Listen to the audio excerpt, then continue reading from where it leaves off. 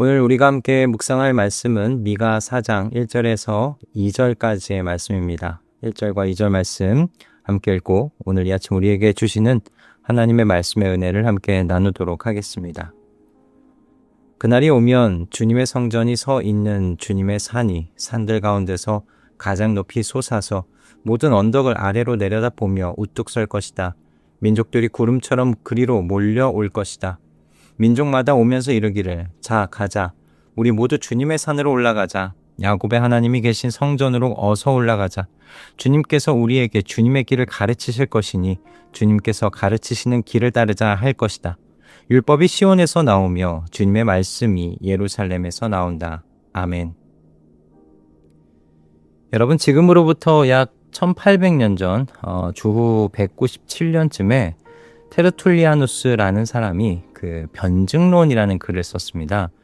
당시 로마 사람들이 그리스도인들을 아주 이상한 사람들로 여겼었거든요. 그래서 오해도 많았고 박해도 심했습니다. 그래서 테르툴리아누스가 그 오해를 하나하나 해명하려고 글을 쓴 거예요. 그런데 이 변증론이란 책의 39장을 보면 아주 유명한 문장이 나옵니다. 로마 사람들이 그리스도인들을 보면서 이렇게 말했다는 것인데 보라 저들이 서로 사랑하는 것을 이라는 문장입니다. 여러분, 이 말이 칭찬처럼 들리시죠? 그런데 아닙니다. 이거 조롱이었습니다. 저것들 좀 봐, 저렇게 서로 붙어서 사랑한다고 하는 것 좀 봐 라고 하는 비웃는 의미의 말이었습니다. 그렇다면 이렇게 비웃음을 당하는 당시 그리스도인들은 무엇을 가지고 있었나? 웅장한 성전 건물 없었습니다. 그들은 남의 집 거실에서 모였거든요. 그럼 사회적 지위가 있었나? 아닙니다. 대부분 노예이거나 가난한 사람들이었습니다. 정말 로마 사회에서 아무것도 아니었던 사람들이었어요. 그런데 로마 사람들의 눈에는 이런 사람들의 뭔가 보였던 겁니다. 조롱하면서까지 그럼에도 불구하고 볼 수밖에 없었던 무엇인가가 있었다는 거죠. 그게 무엇인가? 오늘 우리가 함께 볼 본문이 바로 이 질문에 대한 예언자의 답변입니다. 어제 우리는 미가 3장 12절에서 시온이 밭갈듯 뒤엎어지고 성전이 서 있는 산이 숲풀만 무성한 언덕이 되고 말 것이라는 심판의 선언을 들었습니다. 그런데 오늘 4장 1절은 바로 이 무너진 산에 대한 말씀입니다. 이 말씀을 통해서 현재 저희가 서 있는 이 자리가 어떤 자리인지를 새롭게 발견하는, 그래서 우리의 정체성이 무엇인지 다시금 되새겨보는 축복된 아침이 되어지기를 주님의 이름으로 축복합니다. 먼저 1절의 말씀입니다. 그날이 오면 주님의 성전이 서 있는 주님의 산이 산들 가운데서 가장 높이 솟아서 모든 언덕을 아래로 내려다보며 우뚝 설 것이다. 민족들이 구름처럼 그리로 몰려올 것이다 라는 말씀이 되어 있습니다. 여기서 저희가 먼저 생각해야 될 말씀은 그날이 오면이라는 말씀이에요. 여러분, 그날이 언제일까? 저희가 흔히 생각하듯이 아주 먼 훗날 아니면 세상 끝나는 날인가? 히브리어 말로는 베아하리트 하야밈이라고 하는데 직역하면 날들의 끝입니다. 그런데 이 말은 세상이 사라지는 날을 가리키는 말이 아니에요. 구약이 내다보고 있던 그 메시아의 시대, 곧 하나님이 친히 다스리시는 바로 그 시대를 가리키는 말입니다. 그러면 그 시대가 언제 시작되었는가? 예수 그리스도께서 이 땅에 오심으로 이미 시작되었죠. 그리고 그분이 다시 오실 때 이제 완성이 될 겁니다. 그러니까 그날은 지금 우리가 살고 있는 이 시대를 가리키는 것입니다. 자, 그러면 시온산은 우리가 어떻게 보고 해석하면 될까요? 같은 본문에서 민족들이 주님의 길이 가르쳐지는 그 산으로 가자라고 말하는 것을 볼 수가 있지요. 오늘날 여러분, 주님의 길, 하나님의 말씀이 가르쳐지는 곳이 어디입니까? 교회입니다. 그러니 그날에 등장하는 이 시온산을요, 우리는 하나님께서 세상 가운데서 선택하여 부르신 사람들의 모임인 교회로 우리가 이해할 수가 있습니다. 자, 그럼 이제 첫 번째로 우리가 생각해 봐야 할 것은 이 시온산이 왜 가장 높은 산이 되었는가 하는 것입니다. 본문은 여러분 산들 가운데서 가장 높이 솟아서 모든 언덕을 아래로 내려다보며 우뚝 설 것이다 라고 이야기합니다.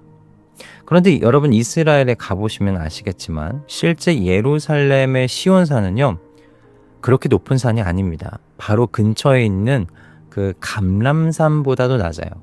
예수님이 예루살렘을 바라보며 오셨던 바로 그 감람산입니다. 거기 올라서면 시온산이 아래로 내려다 보입니다. 그러니까 지형적으로 보면 시온산은요 주변에서 가장 낮은 산 중에 하나예요. 그런데 그 낮은 산 중에 하나가 가장 높은 산이 된답니다. 그러니까 하나님이 여기서 말씀하시는 높음은 산의 크기나 웅장함이 아니라는 것을 우리가 알 수 있죠. 그럼 무엇 때문에 그 낮은 산이 가장 높은 산이 되는가? 바로 그곳에 하나님이 계시고 그곳에서 하나님의 말씀이, 하나님의 도가, 하나님의 길이 가르쳐지기 때문입니다. 하나님의 다스림이 있는 곳, 하나님의 말씀이 살아있는 곳, 바로 그곳이 세상에서 가장 존귀한 자리가 된다라는 말씀인 거죠. 그러므로 여러분, 우리가 여기서 반드시 생각하고 지나가야 할 것이 있습니다. 개혁신앙의 전통은 교회를 이렇게 고백합니다. 교회는 건물이 아니다라는 거예요. 하이델베르크 요리문답 53호는 교회를 이렇게 설명합니다. 하나님의 아들께서 성령과 말씀을 통하여 영생애로 선택하시고 모으시는 사람들입니다. 그리고 칼빈은 기독교 강요에서 교회를 신자들의 어머니라고 불렀어요. 그가 말한 어머니는요, 그 건물이 아니라 말씀이 선포되고 신자를 길러내는 사람들의 모임이기 때문에 신자들의 어머니다라고 그렇게 교회를 일컬은 것입니다. 또한 성경에서 교회라고 쓰는 헬라어 에클레시아, 이것 자체가 불러냄을 받아 모인 자들이라는 뜻을 가지고 있습니다. 그러니까 성경은 단 한 번도 건물을 교회라고 부른 적이 없습니다. 자, 그러면 이 두 가지를 겹쳐놓으면 이런 이야기가 됩니다. 교회는 건물이 아니라 하나님이 세상에서 불러 모으신 사람들입니다. 그리고 그 교회의 존귀함은 크기나 웅장함에 있지 않다는 거예요. 그럼 교회의 존귀함이 어디서 결정됩니까? 하나님의 다스림이 그곳에 있느냐, 하나님의 말씀이 가르쳐지고 있느냐라는 것이죠. 그렇다면 여러분, 이 사실이 이끄는 질문은 바로 이게 될 거예요. 교회로서 우리 성도들이 세상에서 드러내야 할 존귀함이 무엇인가? 라는 질문입니다. 여러분, 무엇이겠어요? 여러분이 어떤 위대한 사역을 시작하고 그리고 그 사역을 성공시켰다는 성공담 아닙니다. 여러분이 세상에서 성취한 사회적 지위나 명예 아닙니다. 그렇다면 우리가 모이는 예배당의 크기 더더욱 아니겠죠. 교회로서 성도가 세상에서 드러내야 할 존귀함은요, 우리 성도 한 사람 한 사람이 하나님의 다스림을 받고 살아가고 있느냐, 하나님의 말씀, 가르쳐진 그 말씀대로 실천하는 그 거룩한 삶이 있느냐, 여러분, 이것입니다. 이것이 교회로서 성도를 존귀하게 만드는 것입니다. 내가 서 있는 자리가 세상의 눈으로 보면 감람산 아래에 있는 낮은 언덕처럼 보일런지 모릅니다.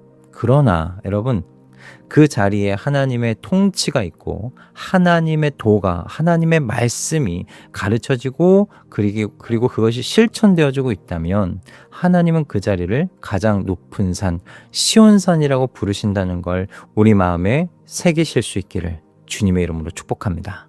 자, 그러면 우리가 그렇게 살면 어떤 일이 일어날까요? 둘째로 2절 말씀 보겠습니다. 민족마다 오면서 이르기를, 자 가자, 우리 모두 주님의 산으로 올라가자, 야곱의 하나님이 계신 성전으로 어서 올라가자. 주님께서 우리에게 주님의 길을 가르치실 것이니 주님께서 가르치시는 길을 따르자 할 것이다. 여러분, 여기서 놀라운 건요, 아무도 이 사람들을 억지로 끌고 오고 있는 게 아니라는 거예요. 군대가 정복해서 데려오는 것도 아니고 누가 강요한 것도 아닙니다. 이 사람들이 서로에게 자 가자라고 말합니다. 스스로 서로를 부추기면서 올라가는 거예요. 1절에서 구름처럼 몰려올 것이다 라고 할 때 쓰인 히브리 말이 나하루인데요. 이 말은 강물이 흘러가는 모습에서 나온 말입니다. 억지로 끌려오는 게 아니라 물이 흐르듯 자연스럽게 이끌려 온다는 거죠.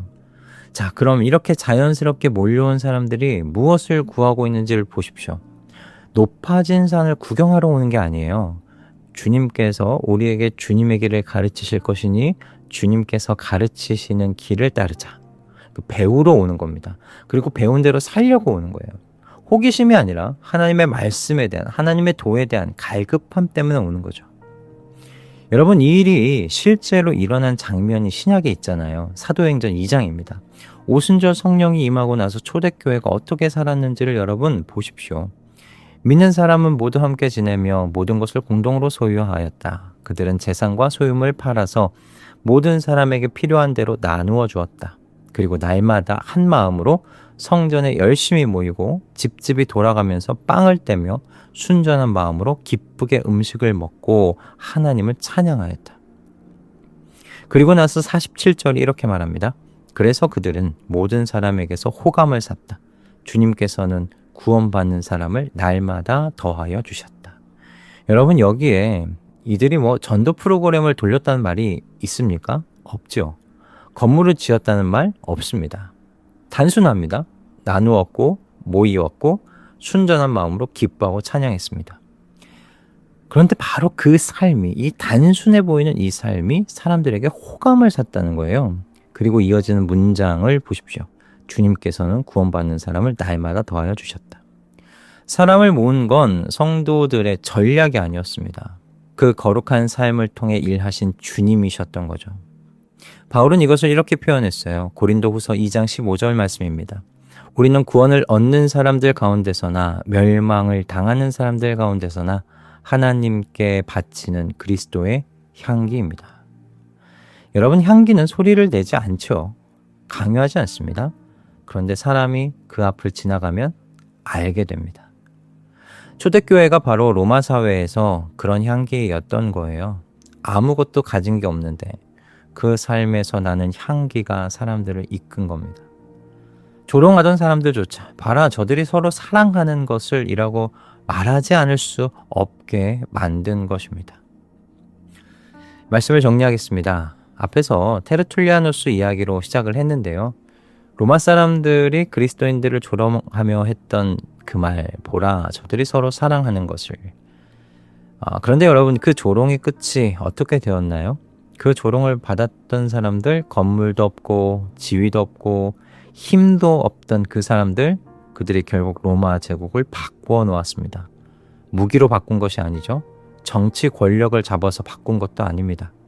조롱을 받으면서도 서로 사랑하고 나누고 순전하게 하나님으로 말미암아 기뻐하며 살았던 바로 그 거룩한 삶, 그 향기가 결국 사람들을 하나님께로 이끌었던 것입니다. 감람산보다 낮은 시온산이 가장 높은 산이 되는 일이 실제로 역사 속에서 일어났습니다. 자, 그렇다면 그날을 현재 살아가는 저와 여러분 어떠해야 할까요? 저는 우리가 이 시대의 시온이 되어야 한다라고 생각을 해봤습니다. 세상의 눈으로 보면 낮은 언덕에 불과할지라도 바로 그곳에서만 세상은 하나님의 통치와 말씀을 경험할 수 있기 때문이죠. 그러니 우리의 하루하루의 목적은요, 세상에서 인정받으려는 아둥바둥의 삶이 아니어야 하겠습니다. 저희의 목적은 하나님의 말씀에 대한 갈급과 그 받은 말씀에 대한 순종이어야 할 줄로 믿습니다. 그리고 바로 그 거룩한 삶, 그 거룩한 삶에서 나는 그리스도의 향기가 누군가에게 자, 가자, 우리도 저 하나님께로 가보자 라는 그런 마음을 일으키게 만드는 것이겠죠. 그렇게 오늘의 시온으로서 우리의 새로워진 정체성을 따라 살아 나아가 보시는 우리 말씀동행 가족 여러분 다 되실 수 있기를 주님의 이름으로 축복합니다. 할렐루야. 기도하겠습니다. 우리를 불러 모으시고 교회로 세워주신 하나님 아버지 감사합니다.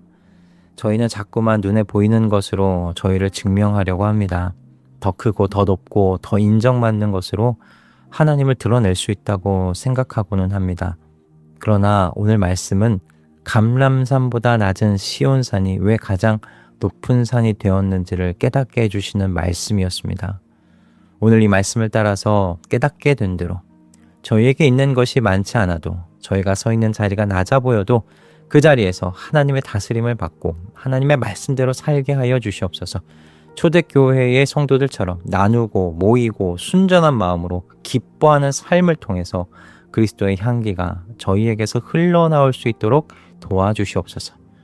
그래서 저희를 보는 이웃들이 하나님을 궁금해하고 하나님의 말씀을 갈급해하게 되는 오늘의 시온으로서 살아갈 수 있도록 도와주시옵소서. 예수 그리스도의 이름으로 기도드립니다. 아멘.